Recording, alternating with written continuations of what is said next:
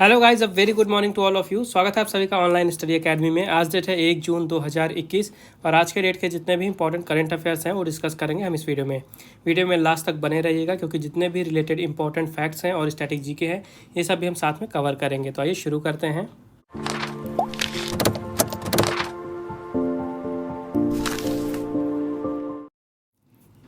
तो आज का पहला क्वेश्चन है, on which of the following date world no tobacco day is observed. निम्नलिखित में से किस तिथि को विश्व तंबाकू निषेध दिवस मनाया जाता है। तो हर साल पूरे विश्व भर में 31 मई को मनाया जाता है वर्ल्ड नो टोबैको डे, यानी कि विश्व तंबाकू निषेध दिवस। इस साल के लिए थीम रखी गई है कमिट टू क्विट। याद रखिएगा, थीम काफ़ी ज़्यादा इंपॉर्टेंट है, कमिट टू क्विट थीम रखी गई है। तो ये दिन हर साल पूरे विश्व भर में वर्ल्ड हेल्थ ऑर्गेनाइजेशन यानी कि विश्व स्वास्थ्य संगठन और उसके साथ ही जो ग्लोबल पार्टनर्स हैं उनके द्वारा मनाया जाता है, लोगों के बीच में जागरूकता फैलाने के लिए कि तंबाकू के क्या क्या साइड इफ़ेक्ट हो सकते हैं, कितने खतरनाक दुष्परिणाम हो सकते हैं तंबाकू के, इस बारे में जागरूकता फैलाई जाती है। साथ ही लोगों को डिस्करेज किया जाता है कि वो जो तंबाकू है यानी टोबैको है उसका चाहे वो किसी भी फॉर्म में हो, चाहे सिगरेट हो, चाहे बीड़ी हो, चाहे पान मसाला के साथ हो, तो किसी भी रूप में उसका सेवन ना करें। काफ़ी ज़्यादा नुकसानदायक है ये। सबसे पहली बार इस दिन को 1989 में मनाया गया था। और बात करते हैं विश्व स्वास्थ्य संगठन की, तो इसकी स्थापना हुई थी 1948 में। हेडक्वार्टर है जिनीवा स्विट्जरलैंड में और डायरेक्टर जनरल हैं टेड्रोस अधानम। अगला क्वेश्चन है, which Indian state observes it's statehood day on May 30। कौन सा भारतीय राज्य 30 मई को अपना स्थापना दिवस मनाता है। तो गोवा। ध्यान दीजिएगा, हर साल 30 मई को गोवा मनाता है अपना स्थापना दिवस। तो एक्चुअली में जो गोवा था ये पहले यूनियन टेरिटरी था, लेकिन 30 मई 1987 को इसको एक अलग से स्टेट का दर्जा दिया गया था। इसी कारण से 30 मई को गोवा अपना स्थापना दिवस मनाया जाता है। तो गोवा को राज्य का दर्जा दिया गया था कॉन्स्टिट्यूशन एक्ट 1987 के अंडर में, जो इसके अंडर में 56th अमेंडमेंट है इसके द्वारा। गोवा की बात कर लेते हैं, तो यहाँ के चीफ मिनिस्टर हैं प्रमोद सावंत, कैपिटल है पणजी और गवर्नर है भगत सिंह कोश्यारी, जो कि महाराष्ट्र के एक्चुअली में गवर्नर हैं, लेकिन गोवा के गवर्नर का इनको अतिरिक्त चार्ज दिया गया है। अगला क्वेश्चन है, which state has announced the मुख्यमंत्री शिशु सेवा अछोनी स्कीम। किस राज्य ने मुख्यमंत्री शिशु सेवा अछोनी योजना की घोषणा की है। तो अभी हाल ही में असम गवर्नमेंट ने अनाउंसमेंट किया है असम में मुख्यमंत्री शिशु सेवा अछोनी योजना का। तो असम के जो चीफ मिनिस्टर हैं हिमंत बिस्वा शर्मा जी, उन्होंने अनाउंस किया है इस स्कीम का, ताकि कोविड-19 में जितने भी बच्चे अनाथ हुए हैं वहाँ पे, चाहे उनके सिंगल पेरेंट्स की डेथ हुई हो, चाहे दोनों ही पेरेंट्स की डेथ हो गई हो, तो उनके लिए स्कीम लॉन्च की गई है, जिसके द्वारा अगर जो बच्चे अनाथ हुए हैं उनका परिवार में कोई और उसका देख रेख कर रहा है, तो उनको हर महीने 3500 रुपये उनको फाइनेंशियली हेल्प दी जाएगी उन बच्चों की ज़रूरतों को पूरा करने के लिए। इसके साथ ही जो बच्चों की स्टडीज़ है, हायर एजुकेशन है, ये सब भी गवर्नमेंट के द्वारा देखा जाएगा। और उसके अलावा अगर ऐसी गर्ल्स हैं वहाँ पे जिनकी उम्र शादी की हो गई है और उनके पेरेंट्स की डेथ हुई है, तो उनको अरुंधति गोल्ड स्कीम के अंडर में 1 तोला गोल्ड दिया जाएगा, साथ ही 50,000 रुपये कैश दिए जाएंगे वहाँ पे मैरिज के हेल्प के लिए। ठीक है, बात करते हैं असम की, तो यहाँ के कैपिटल है दिसपुर, चीफ मिनिस्टर है हिमंत बिस्वा शर्मा और गवर्नर है जगदीश मुखी। अगला क्वेश्चन है, which state has announce the मुख्यमंत्री बाल सेवा योजना। किस राज्य ने मुख्यमंत्री बाल सेवा योजना की घोषणा की है। तो ध्यान से सुनिएगा, ये मुख्यमंत्री बाल सेवा योजना है, पिछले क्वेश्चन से आपको कंफ्यूज नहीं होना है। ये योजना शुरू की गई है उत्तर प्रदेश में। तो उत्तर प्रदेश के चीफ मिनिस्टर योगी आदित्यनाथ जी ने अनाउंसमेंट किया है उत्तर प्रदेश मुख्यमंत्री बाल सेवा योजना का, और ये स्कीम भी पिछली स्कीम जैसी ही है लगभग। तो यहाँ पे ऐसे अनाथ बच्चे जिनके पेरेंट्स की डेथ हो गई कोविड-19 के कारण और उनका जो पालन पोषण कोई और लोग कर रहे हैं उनके फैमिली के, तो उनको 4,000 रुपये पर मंथ फाइनेंशियली हेल्प दी जाएगी। साथ ही ऐसी गर्ल्स जिनकी एज जो है मैरिज के लिए है, तो यूपी सरकार की तरफ से उन्हें 1,01,000 रुपये तक का फाइनेंशियली हेल्प दिया जाएगा उनकी शादी में मदद के लिए। उत्तर प्रदेश के चीफ मिनिस्टर हैं योगी आदित्यनाथ, गवर्नर है आनंदीबेन पटेल, जो कि उत्तर प्रदेश के साथ ही साथ मध्य प्रदेश की भी गवर्नर है, और कैपिटल है लखनऊ। अगला क्वेश्चन है, which company has launched India's first crypto based lending platform. किस कंपनी ने भारत का पहला क्रिप्टो आधारित उधार मंच लॉन्च किया है।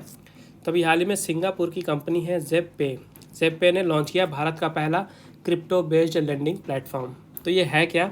तो जो ज़ेपपे लेंडिंग प्लेटफॉर्म है, इसका यूज़ करके जो भी इन्वेस्टर हैं ये यहाँ पे क्रिप्टो करेंसी में इन्वेस्ट कर सकते हैं, जैसे कि बिटकॉइन हो गया, ईथर, टेथर और डाई टोकन। ठीक है, इन 4 क्रिप्टो करेंसी में इन्वेस्टर इन्वेस्ट कर सकते हैं और इनके इन्वेस्टमेंट के बदले इन्हें पॉइंट दिए जाएंगे रिटर्न में, और इनका यूज़ करके ये बदले में बैंक के एफडी भी देंगे। ठीक है, बैंक में फिक्स्ड डिपॉजिट भी दिया जा सकता है इन पॉइंट्स और कॉइन्स के बदले में।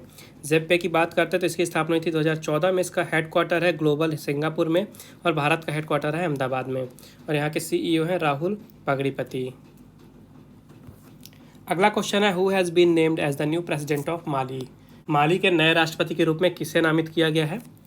तो हाल ही में असीमी गोइटा, ठीक है, असीमी गोइटा को नामित किया गया है माली के अगले प्रेसिडेंट के रूप में। तो एक्चुअली में जो माली के प्रेसिडेंट थे बाह एंडवा और इनके साथ ही जो माली के प्राइम मिनिस्टर थे मुख्तार औने, ठीक है, तो इन दोनों ही लोगों ने अपना पद छोड़ दिया है। तो दोनों ही जो पद थे ये खाली हो चुके हैं, प्रेसिडेंट के और प्राइम मिनिस्टर के माली में। तो जो माली के एक्चुअली में वाइस प्रेसिडेंट थे, ठीक है, अंतरिम वाइस प्रेसिडेंट थे असीमी गोइटा, इनको हाल ही में माली के अगले प्रेसिडेंट के रूप में नामित किया गया है। ठीक है, नाम याद रखिएगा, असीमी गोइटा।